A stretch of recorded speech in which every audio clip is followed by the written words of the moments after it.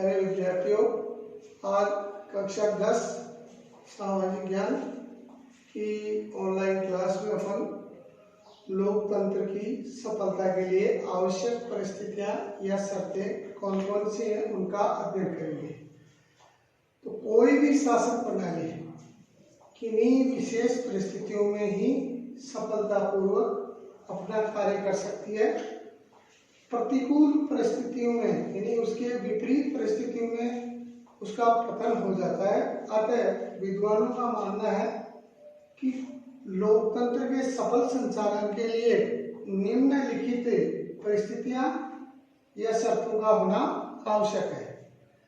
पहला, शांति तथा व्यवस्था, यानी लोकतंत्र तभी सफल होता है जब देश में शांति व्यवस्था हो, आंतरिक रूप से बाह्य रूप से।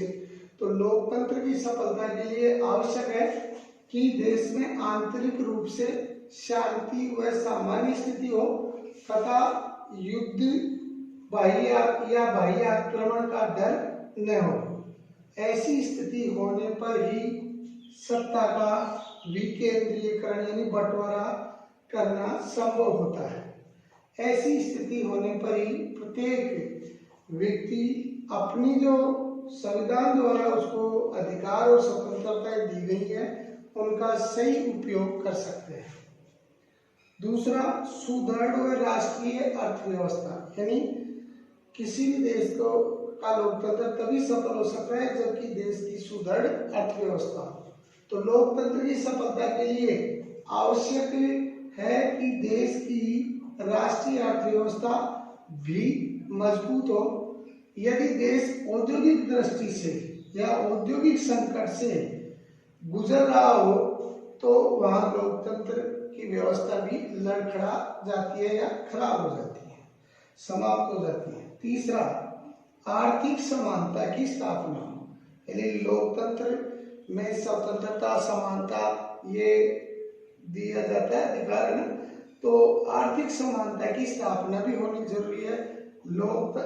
लोकतंत्र की सफलता के लिए ये भी आवश्यक है कि देश में यथासंभव आर्थिक रूप से समानता हो। देखो, आर्थिक मतलब समानता और स्वतंत्रताएं जो दी गई है उनका उपयोग व्यक्ति तभी कर सकता है जबकि देश के अंदर आर्थिक स्वतंत्रता भी हो या आर्थिक रूप से भी देश में क्या हो, समानता हो। तो आर्थिक रूप से समानता होने पर ही वो अपने राजनीतिक अधिकारों का, स्वतंत्रता का व्यक्ति उपयोग कर सकता है, अन्यथा नहीं कर सकता था। गरीबी और अमीरी के बीच खाई यानी अंतर चौड़ा या खाई चौड़ी नहीं हो, यानी उनके बीच गरीब और अमीर के बीच में धन के आधार पर असमानता ज्यादा नहीं हो। अन्यथा देश में गरीबों के बीच में और अमीरों के बीच में सदैव संघर्ष उत्पन्न होंगे। चौथा, सामाजिक न्याय की स्थापना। लोकतंत्र की सफलता के लिए यह भी आवश्यक है कि शासन यानी सरकार द्वारा व्यक्तियों यानी नागरिकों के साथ धर्म, भाषा, जाति, रंग, लिंग व नस्ल तथा जन्म स्थान के आधार पर शासन द्वारा किसी प्रकार का भेदभाव नहीं होना चाहिए, बल्कि सभी को कानून के समक्ष समान समझा जाए और न्यायालय भी सभी को समान रूप से कानूनी संरक्षण दे। ऐसा करने से लोगों में भावात्मक रूप से यानी भावनात्मक रूप से एकता पैदा होगी, जिससे देश में सामाजिक लोकतंत्र की स्थापना भी हो सकेगी। पांचवा, शिक्षित व जागरूक जनता हो, यानी लोकतंत्र की सफलता के लिए यह भी आवश्यक है कि देश के नागरिक शिक्षित हो, जागरूक हो। शिक्षित हो लेकिन जागरूक नहीं हो तो वो भी कोई ज्यादा उससे भी कोई फर्क नहीं है। तो दोनों चीज होनी चाहिए, नागरिक शिक्षित भी हो और जागरूक भी रहे अपने अधिकारों के लिए। शिक्षित व जागरूक नागरिक ही लोकतंत्र की समस्याओं के बारे में तथा शासन और नीति निर्माण आदि की जो प्रक्रियाएं हैं उन प्रक्रियाओं को समझने में समर्थ यानी योग्य होते हैं। वे ही स्वस्थ जनमत का निर्माण कर सकते हैं। शिक्षित व जागरूक जनता ही शासन की लोकतंत्र विरोधी नीतियों व कार्यों का विरोध करने में समर्थ होती है। छठा, जनमत निर्माण के साधनों की स्वतंत्रता हो। जनमत निर्माण के जो साधन होते हैं ना, वो भी अपने आप में स्वतंत्र हो। लोकतंत्र की सफलता के लिए ये आवश्यक है कि जनमत निर्माण के साधन जैसे मीडिया, प्रेस, रेडियो, दूरदर्शन, साहित्य लेखन आदि के कार्य जो है ना, उनको पूरी तरह स्वतंत्रता होनी चाहिए। वो मतलब पूरी तरह स्वतंत्र हो, अर्थात इन संसाधनों या इन साधनों पर सरकार का अनावश्यक नियंत्रण नहीं होना चाहिए, क्योंकि ये शासन के चौथे स्तंभ होते हैं और यदि 4 स्तंभों में से एक स्तंभ गिर जाए तो फिर इसका मतलब भवन कैसा होगा, अस्थिर होगा।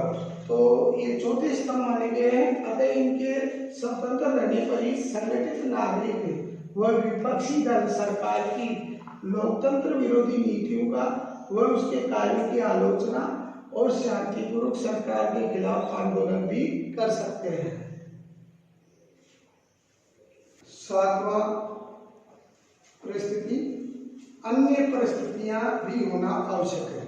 यानी ऐसी परिस्थितियां जो भी जरूरी हैं वो भी होना जरूरी है लोकतंत्र की सफलता के लिए। अब पहली इसमें अन्य में समाज के नागरिकों का नैतिक व राष्ट्रीय चरित्र श्रेष्ठ हो। यानी समाज के देश के नागरिक जो हो वो नैतिक रूप से भी और राष्ट्रीय चरित्र की दृष्टि से भी श्रेष्ठ व्यक्ति हो। दूसरा, सत्ता का विकेंद्रीकरण शासन के विभिन्न स्तरों पर हो। यानी सत्ता का जो बंटवारा हो वो विभिन्न स्तर, यानी राज्य स्तर पर, राज्य के अलावा स्थानीय स्वशासन के स्तरों पर इत्यादि में भी होना चाहिए। तीसरा, कर्मचारी तंत्र योग्य हो। यानी जो शासन के जो कर्मचारी हैं वो कर्मचारी योग्य हो तथा निष्पक्ष हो। यानी सरकार बदली, उस सरकार से दूसरी सरकार आई, इस तरह से सरकारों के साथ ना वो मतलब निष्पक्षता पूर्वक काम करने वाले हो, किसी एक दल के साथ अपनी निष्ठा नहीं बनाए, निष्पक्ष और कार्यकुशल भी हो, काम करने वाले हो, आलसी नहीं हो, काम चोर में हो। चौथा, संविधान द्वारा नागरिकों को दी गई मौलिक स्वतंत्रताएं हो। यानी संविधान द्वारा नागरिकों को, लोकतंत्र में नागरिकों को जो स्वतंत्रताएं होती है ना वो दी जानी चाहिए तथा इनकी रक्षा का प्रबंध भी होना चाहिए। 5वां, देश का संविधान लिखित हो और कठोर भी हो। यानी देश का जो संविधान हो वो लिखित हो और कठोर भी होना चाहिए। इसके अलावा 6वीं जो अन्य परिस्थिति है लोकतंत्र की सफल करने के लिए आवश्यक हुआ है दलीय व्यवस्था। तो दलीय व्यवस्था भी स्वस्थ और सुसंगठित हो। यानी दलों का जो निर्माण, उन दलों का निर्माण भी स्वस्थ तरीके से और सुसंगठित तरीके से होना चाहिए। 7वां, न्यायपालिका स्वतंत्र व निष्पक्ष तथा शक्तिशाली हो। यानी लोकतंत्र की सफलता के लिए ये भी एक बहुत जरूरी है कि न्यायपालिका स्वतंत्र हो, न्याय करने वाली जन संस्था हो वो स्वतंत्र हो, निष्पक्ष हो तथा शक्तिशाली भी हो। 8वां, देश के राजनेता योग्य हो। यानी देश के जो राजनेता है वो योग्य हो, बुद्धिमान हो तथा लोकतंत्र में निष्ठा रखने वाले, यानी आस्था रखने वाले हो। यानी लोकतंत्र में आस्था भी रखने वाले हो, योग्य के साथ में ऐसा नहीं हो कि लोकतंत्र में आस्था नहीं रखने वाले लोग हों, बुद्धिमान तो हो लेकिन लोकतंत्र में उनकी आस्था नहीं हो, तो ऐसा होने पर लोकतंत्र सफल नहीं होगा।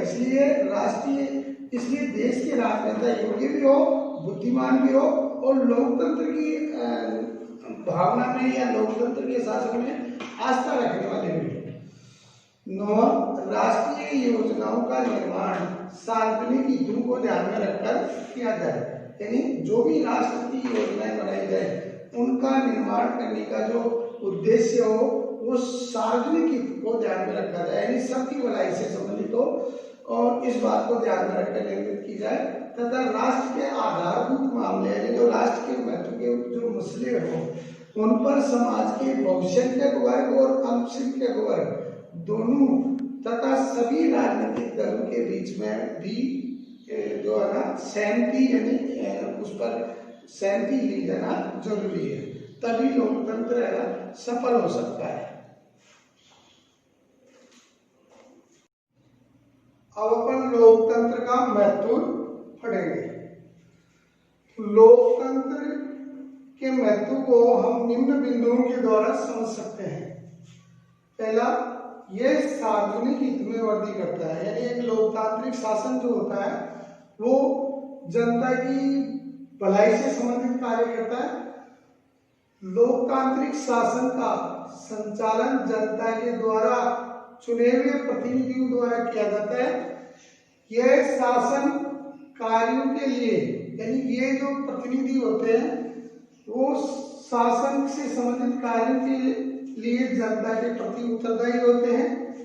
अतः ये जनप्रतिनिधि शासन का संचालन सार्वजनिक हेतु को ध्यान में रखकर करते हैं। दूसरा, शासन में कार्य कुशलता होती है, यानी जो लोकतांत्रिक शासन किया जाता है उसमें कार्य कुशलता होती है।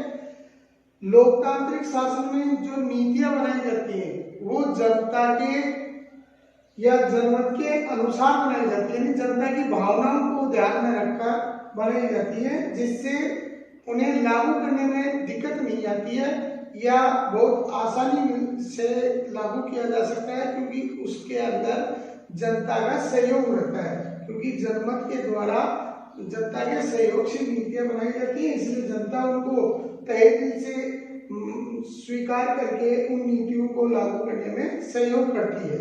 इस कारण शासन में कार्य कुशलता भी पाई जाती है। तीसरा, सार्वजनिक शिक्षा का साधन, यानी लोकतंत्र ये माना जाता है कि सबको शिक्षा देने का एक साधन है, जागरूक करने का या लोगों को शिक्षित करने का साधन है। लोकतंत्र शासन में जनता यानी लोकतांत्रिक शासन में जनता जनमत निर्माण के जो भी साधन होते हैं उन साधनों तथा आम चुनावों के माध्यम से विभिन्न प्रकार की जो समस्याएं आती हैं उन समस्याओं पर विचार या चर्चा प्रकट की जाती है या करती है तथा अपने अधिकारों और कर्तव्यों के प्रति जागरूक रहती है। इस गुण के कारण गेटे ने कहा है कि गेटे ने लोकतंत्र को नागरिकता की शिक्षा प्रदान करने वाला स्कूल भी कहा है। तो देखो, लोकतंत्र को नागरिकता की शिक्षा प्रदान करने वाला स्कूल किसने कहा है? तो ये वह गेटे ने कहा है। एक नंबर वाले प्रश्न में आ सकता है। चौथा लोकतंत्र का महत्व है ना, वह है कला, साहित्य, संस्कृति और विज्ञान की प्रगति में सहायक। यानी एक लोकतांत्रिक शासन प्रणाली जो होती है वो कला का, साहित्य का, संस्कृति और विज्ञान का विकास करने में रुचि दिखाता है। तो लोकतंत्र कला, संस्कृति, साहित्य तथा विज्ञान के विकास को बिना किसी बाधा के अर्थात बिना किसी रुकावट के विकास में सहयोग करता है। लोकतंत्र का महत्व का पांचवा बिंदु है नैतिक व देशभक्ति की शिक्षा प्रदान करने का साधन। यानी लोकतंत्र जो है ना वो एक देशभक्ति की शिक्षा और नैतिक शिक्षा देने का भी एक साधन माना जाता है।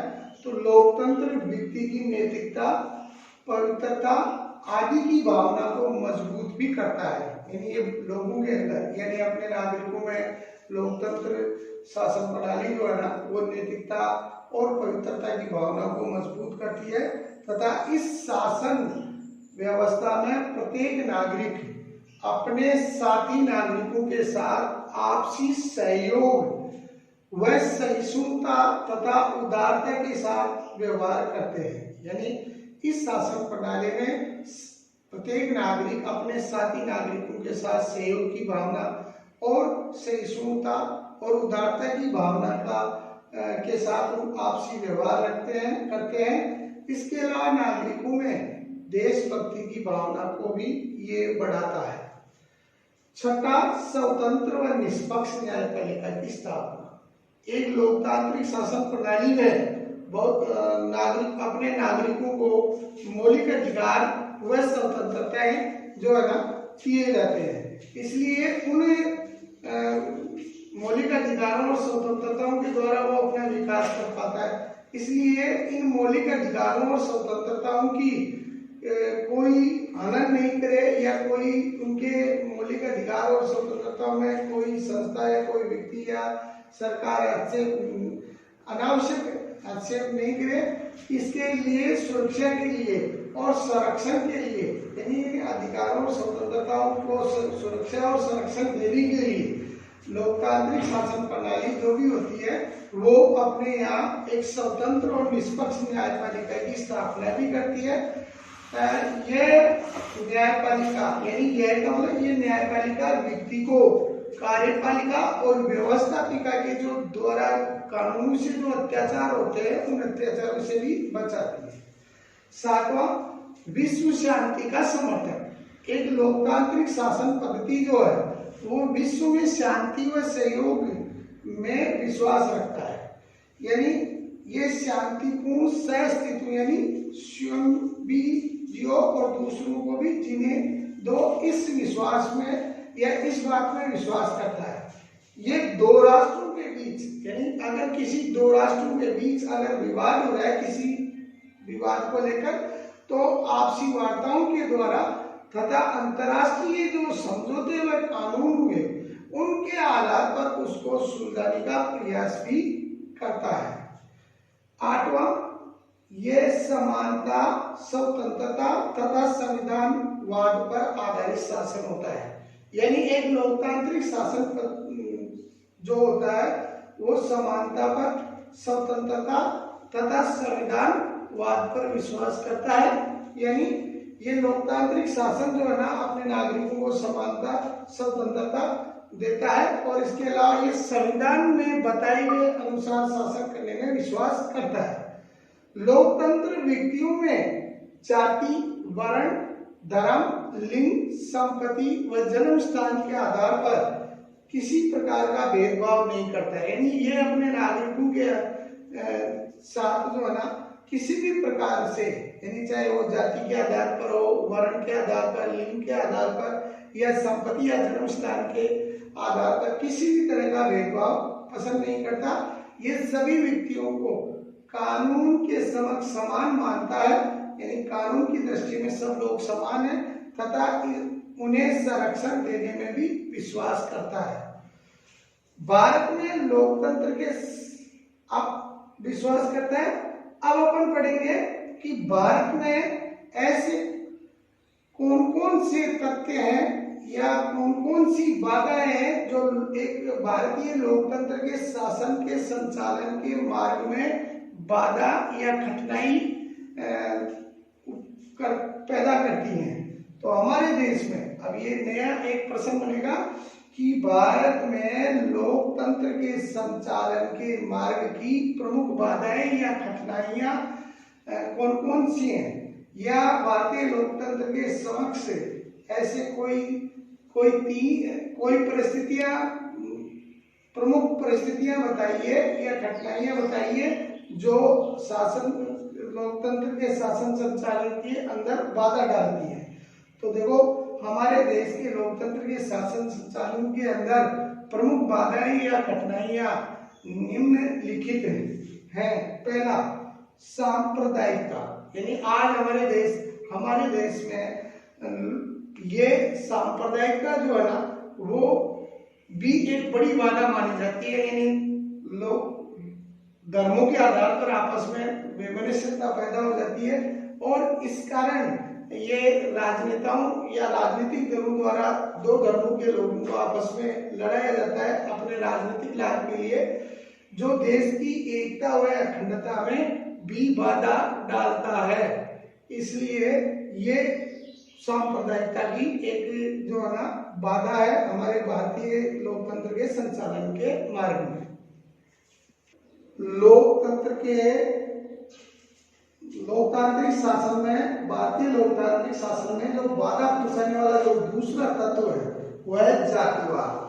यानी भारत में जातिवादी लोकतंत्र के संचालन में एक प्रमुख रूप से बाधा माना जाता है। यानी हमारे यहाँ राजनीतिक दलों द्वारा अपने उम्मीदवारों का चयन भी जाति को ध्यान में रखा जाता है। यानी जिस क्षेत्र से उम्मीदवार चयन किया जाता है तो उस क्षेत्र में किस जाति के बाहुल्य है या किस जाति की जनसंख्या के लोग ज्यादा है, उसी जाति के उम्मीदवार को चयन करके वहां मतलब उम्मीदवार जो है ना चुनाव के लिए खड़ा किया जाता है।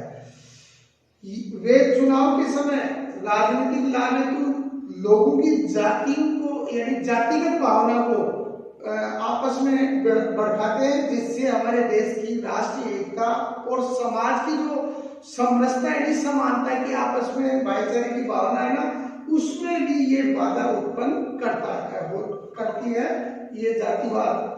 तीसरा जो बाधा डालने वाला तत्व है वो है भ्रष्टाचार। यानी आज भारत में लगातार भ्रष्टाचार भी बढ़ता जा रहा है। ये भ्रष्टाचार जो है ना लोकतंत्र के शासन संचालन में बाधा उत्पन्न कर रहा है। राजनेता चुनाव के समय वोट के बदले नोट बांटकर वोट प्राप्त करने का भी प्रयास करते हैं, जो लोकतंत्र की मूल भावना के खिलाफ करते हैं।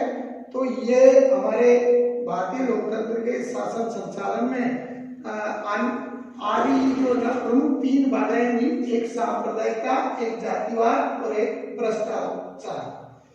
अब अपन आगे देखेंगे कि ऐसी कौन कौन से तथ्य हैं दिए जा सकते हैं जो भारत में लोकतंत्र के उज्जवल भविष्य को दर्शाते हैं, या ऐसे समझो इस प्रश्न को कि भारत में लोकतंत्र के उज्जवल भविष्य को दर्शाने वाले कोई तथ्यात्मक तर्क दीजिए।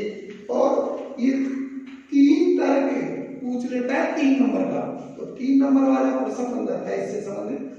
तो भारत में लोकतंत्र के उज्जवल भविष्य को दर्शाने वाले तथ्यात्मक 3 तर्क निम्नलिखित दिए जा सकते हैं। पहला, धर्मनिरपेक्षता। अपन सबको मालूम है भारत जो है ना एक धर्मनिरपेक्ष राष्ट्र है। भारत में ऐसा कोई धर्म नहीं है जिसका अनुयायी यानी विश्व का ऐसा कोई धर्म नहीं है जिसके अनुयायी भारत में नहीं रहते हो।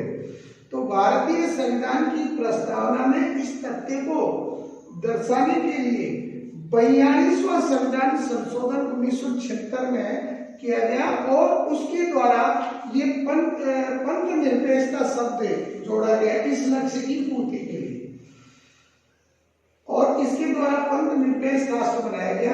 इसके अलावा हमारे मूल अधिकारों में भी एक अधिकार दिया है, धार्मिक स्वतंत्रता का मूल अधिकार। ये नागरिकों को प्रदान किया गया। जो भी धर्मनिरपेक्षता यानी जो भी का मतलब जो धर्मनिरपेक्षता भी भारत के लोकतंत्र के उज्जवल भविष्य को दर्शाता है। यानी ये बात जो अधिकार है ना वो भी भारत के लोकतंत्र के उज्जवल भविष्य को दर्शाता है। दूसरा जो तथ्य है वह है नागरिकों में बढ़ती राजनीतिक जागरूकता। आज मतलब देखा जाए तो हर घर में राजनीति को जानने वाले लोग बढ़ते जा रहे हैं। यानी आज बाप भी चुनाव में भाग ले रहा है, बेटा भी ले रहा है, यानी आमने सामने पति पत्नी भी चुनाव में भाग ले रहे हैं। तो आप ये जागरूकता का ही कारण है कि भारतीय लोगों में आज भारत में चुनाव में नागरिकों में लगातार बढ़ती जागरूकता के कारण प्रति आम चुनाव में मतदान का जो प्रतिशत पहले 40-50 ऐसे हुआ करता था वो अब लगातार बढ़ता जा रहा है। ये लगातार जो प्रतिशत बढ़ता जा रहा है मतदान का वो भारतीय लोकतंत्र के उज्जवल भविष्य को दर्शाता है। तीसरा, बढ़ती साक्षरता। यानी आजादी के समय यानी भारत जब आजाद हुआ उस समय भारत की लगभग 14% जनसंख्या ही साक्षर थी, लेकिन भारत सरकार के प्रयासों से राज्य सरकारों के प्रयासों के कारण से आज भारत की सन 2011 की जनगणना के अनुसार लगभग 76.04% जनसंख्या साक्षर है, जो बी हमारे यहाँ भारतीय लोकतंत्र के उज्जवल भविष्य को दर्शाती है या दर्शाता है। अब पहले विद्यार्थियों, अपन इसी पाठ का एक प्रश्न है, प्रत्यक्ष एवं अप्रत्यक्ष लोकतंत्र में अंतर। ये 3 नंबर का प्रश्न पूछ लेता है कि प्रत्यक्ष और अप्रत्यक्ष लोकतंत्र में अंतर स्पष्ट कीजिए।